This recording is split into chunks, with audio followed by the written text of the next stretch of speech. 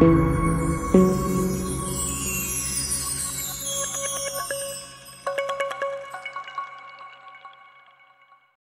जमाने में कुछ जानवरों ने एक जलसा किया और तय किया कि वो दूसरे जानवरों से अलग होकर अपनी सरकार बनाएंगे। इस जलसे में गधा, शेर, हाथी और खरगोश पेश थे। उन्होंने अपनी एक छोटी सी फौज बना ली।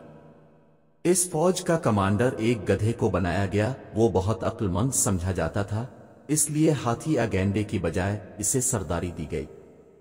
इस गधे की एक खास बात यह थी कि उसके सर पर कान से ऊपर नोकीले सींग लगे हुए थे। जंगल के तमाम जानवर गधे के नोकीले सींगों से डरते थे। गधा शेर के बहुत सारे काम करता था। इसके शिकार किए हुए जानवरों का भारी बोझ अलिफाटे कर उसके घर पहुंचाया करता था। शेर इससे बहुत खुश रहता था, जिसकी वजह से सारे जानवरों पर उसका रोब था। पड़ाने बैठ जाता। जंगल में मुख्तलिफ इलाकों के जानवरों के दरमियान हर साल काशत्ता के मुकाबले होते थे। इस मर्तबा शेर से इजाजत लेकर गधे ने भी अपनी टीम मैदान में उतार दी। 3 टीमों के दरमियान मुकाबला हुआ। गधे की टीम दूसरे नंबर पर आ गई।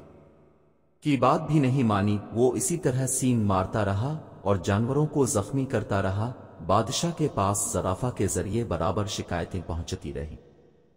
एक दिन जंगल के सारे जानवर इकट्ठा होकर शेर के पास खुद गए और उससे कहा कि अगर गधे को लगाम ना दी गई तो वो सब ये इलाका छोड़कर किसी और इलाके में अपना ठिकाना बना लेंगे। अब तो शेर को बहुत गुस्सा आया और उसने गधे की गिरफ्तारी का हुक्म जारी कर दिया। गधे को गिरफ्तार करके शेर के सामने पेश किया गया। इसने हुक्म दिया कि गधे के सींग जड़ से काट दिए जाएं। फिर किया था, ज़राफ़ा को अपनी दुश्मनी निकालने का मौका मिल गया। इसने अपनी लंबी लंबी टांगों से गधे को जकड़ लिया, जबकि लोमड़ी और रीछ समेत तमाम जानवरों ने इस पर हमला करके इसके सींगों को जड़ से उखाड़ दिया। गधा तकलीफ की शिद्दत से बेहोश हो गया। जब इसे होश आया तो उसके सर से सींग गायब हो गए थे, जिन पर गुरूर करते हुए इसने तमाम जानवरों की जिंदगी अजीरन बना दी थी। इस दिन से लेकर आज तक गधे के सर पर सींग नहीं अलिफागी।